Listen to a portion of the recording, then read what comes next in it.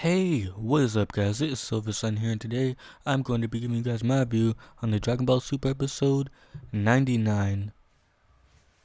Okay, so this episode picks up right where the last one left off, to where Universe 9 actually got erased. The whole thing, everyone and everything just got completely erased in an instance right there, and everybody was just kind of like reflecting on that, like lots of hard cuts actually. Like it was like just showing everybody's face and stuff like that, like their reactions to it and stuff like that. And everybody was like pretty shocked that it had happened and whatnot. And then Goku was just saying like, oh, if the universes get erased that quickly and whatnot, then we have to win this thing. I'm gonna be the last one standing and whatnot. And then Vegeta just says, no, I am and stuff like that. And then Frieza like takes notice of the two Omni Kings and whatnot, saying like, oh, they may look cute and whatnot, but like they like erase the whole universe and stuff like that. That's pretty crazy.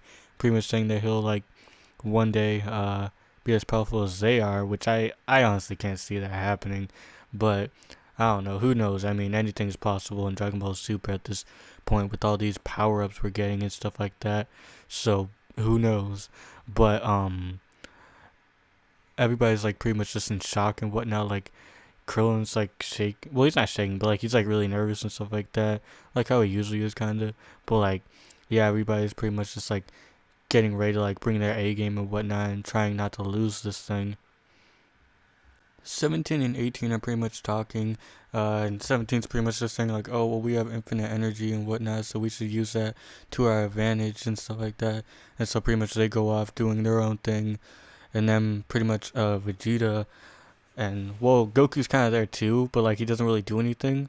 Pretty much like Hit and Botamo are coming over towards them and whatnot. Vegeta pretty much powers up into a Super Saiyan, and first he wants to take on Hit, but before he can, Botamo pretty much steps in, and Vegeta has to pretty much get through him and stuff, and then basically he's trying to punch him and try to do damage, but obviously it's not working because Botamo has that that ability to where he doesn't really take damage, and he sends the damage to a different like universe, like dimension or wherever. And so pretty much Vegeta tries to throw him off, but it doesn't work until he pretty much ties up his hands, and then so pretty much he can't like do anything at that point. And Vegeta's about to throw him off the stage, the arena, until Magetta pretty much comes in and pretty much knocks him away and stuff. And then pretty much he has to fight the two of them. But before he can, it pretty much cuts off to Krillin and Gohan.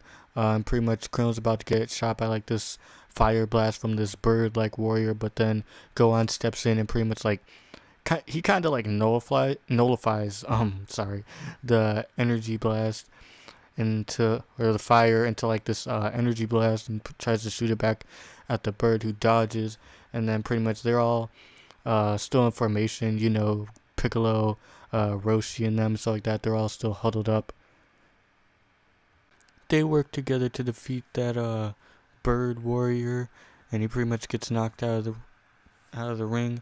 Meanwhile, Vegeta's still fighting Botamo and Magetta, and basically Vegeta starts like insulting Magetta, because last time he did, Magetta, I don't know, he doesn't take too kindly to insults like that, and he pretty much lost the first time they fought like that. But this time around, Botamo actually covers his ears so he doesn't have to listen to what Vegeta has to say, and so pretty much Vegeta has to try to find a way to combat the both of them at the same time and stuff. So he's in a bit of a pinch there. Meanwhile, Android 18 is actually fighting this other warrior, who she pretty much wrecks him at first, like to the point where it seems like he was dead, like he wasn't breathing or anything like that. But it was all just a ploy, and pretty much he caught her off guard and started shooting a whole bunch of ki blasts at her and whatnot. And she was about to fall off the stage until Krillin actually swooped in and saved her, which was pretty epic to see. So they pretty much double team this like fox looking warrior. It's not like the trio of danger, obviously, because they all got wiped out and whatnot, but just another like fox looking character. They're pretty much like fighting him at the same time, pretty much double teaming him. and they're pretty much shooting like this ki blast back and forth. It's getting faster and bigger as they keep, hitting it back and forth and stuff until pretty much it runs into him, and then he pretty much gets knocked out.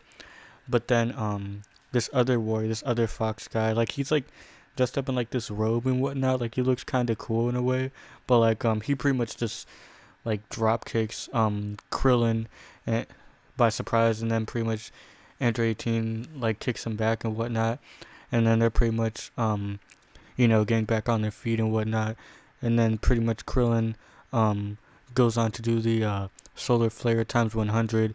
But before he does, he pretty much gives Android 18 Master Roshi's glasses, which I thought was pretty funny because, he just pretty much just pulled them out of nowhere. Even Roshi didn't know like how he got them so fast and whatnot.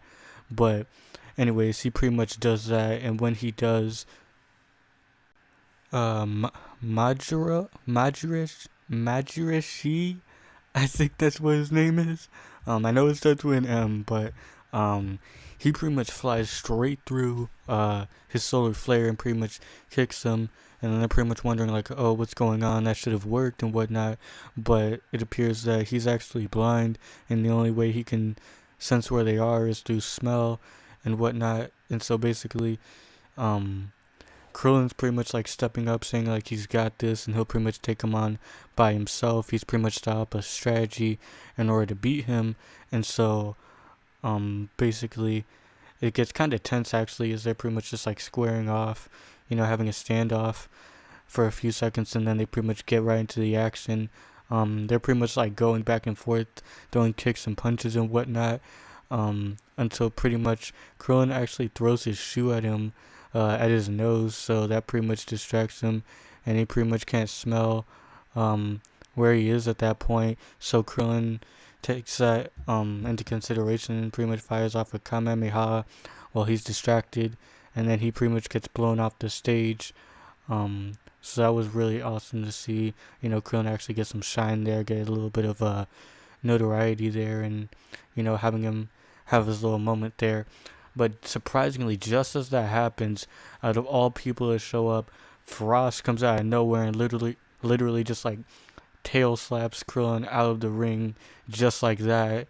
So that was pretty like, I don't want to say like heartbreaking. I mean, like Krillin's a pretty cool character, but like, geez, like they didn't have to do him like that. Honestly, like that was just crazy. Like, what a surprise. Like it sounded like Frieza, cause like, well, I don't know if it's like, I'm pretty sure it's the same voice actor, at least in the Japanese version. But yeah, I thought it was Frieza at first, but no, it was just Frost, and he pretty much knocked him out of the arena, and then that was pretty much the end of that. It was pretty crazy to see. So Krillin's pretty much knocked out. Basically, he can't pretty much return to the fighting arena because he pretty much got kicked out. He didn't get like erased or anything like that, but like he just got like disqualified in a sense, which really sucks because like, I mean, if anyone was gonna kicked out, I feel like it'd probably be like either him or like Tien or Master Roshi, honestly. But I don't know. I feel like Krillin probably would have lasted longer than the rest of them. But I mean, it is what it is, I guess. But pretty much he's like, pretty much trying to cheer the rest of them on. And before 18 could actually do anything about Frost, he pretty much like pulls a Houdini and pretty much like blasts a whole bunch of smoke everywhere, and he pretty much disappears. And that's pretty much where the episode ends. Pretty much the first person from Universe 7 to get kicked out is Krillin, and judging by the episode preview, it looks like things are actually heating up and whatnot, so that should be pretty epic to see next episode. And speaking of next episode, it's gonna be like really crazy. Like I never really imagined that we'd be getting that high, with the episodes and whatnot, episode 100 and stuff like that. Like I remember back when the series like first starting out and whatnot, that was just like a guesstimate, like as to how many episodes do we have and stuff like that, and everybody was like speculating and saying like, oh, it's not really gonna be like 100 episodes, like there's no way a series could be like ordered like that many episodes, or like have many episodes just like planned out already and whatnot. But apparently it's true. We're at that 100 episode mark, which is pretty crazy. But what's even more crazy is that, like, I don't know, like on like Crunchyroll and websites like that. This is just the first season, so like, are they gonna make a second season or like I don't know what's going on with that. Like I don't know if it's just like different with anime or whatever, but like I don't know. Usually like like with cartoons like in the West and stuff like that, usually a season will be well. I mean, sometimes it'll be pretty long seasons, but like usually like a season will be like 20, 30 episodes or whatever, and they'll just move on to the next thing. I mean, like, yeah, we've had like a few arcs here and there, like Battle of Gods, Resurrection F, Universe 6 tournament, and stuff like that. This tournament, Goku Black arc, all that stuff. But like, it's still like in that first season, uh, kind of setting. So I'm not sure what's up with that. If stuff's just different over there in Japan and whatnot. But anyways, I thought this episode was really good, honestly. Um, Not like the best in terms of action. I mean, like it was good, but like not too much craziness happened except for obviously Krillin Gang knocked out of the arena and whatnot.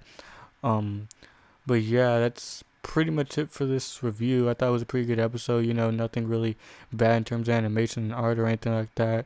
I thought it was really enjoyable. But tell me what you guys thought of this episode. Did you guys like it? Did you guys hate it? What you think could have been improved upon? What you think could have been better? Or what you think could have been like worse? Well, no, I probably shouldn't say that. But I don't know. Just tell me how you guys would probably improve this episode if you guys had the chance or whatever. Just tell me what you guys think. But yeah, until the next one, guys, Silver Sun is out.